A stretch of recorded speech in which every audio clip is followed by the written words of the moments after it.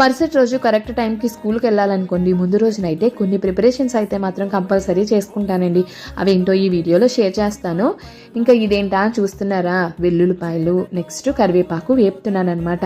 ముందు రోజు నైటు టమాటా పచ్చడి పెట్టానండి, పోపు పెట్టేశాను. ఏ పచ్చడిలో అయినా కానీ వెల్లుల్లిపాయలు వేస్తేనే టేస్ట్ బాగుంటుంది. కానీ ఆ పై పొట్టు తీసే టైం నాకు లేదనమాట. అందుకని అమ్మకు ఫోన్ చేసి, అమ్మ ఇలా పచ్చడి తయారు చేసుకున్నాను కానీ వెల్లుల్లిపాయలు ఒలవలేదు అని చెప్తే, నేను పంపిస్తానని చెప్పేసి చక్కగా ఒలిచి ఇలా కట్ చేసి పంపించింది.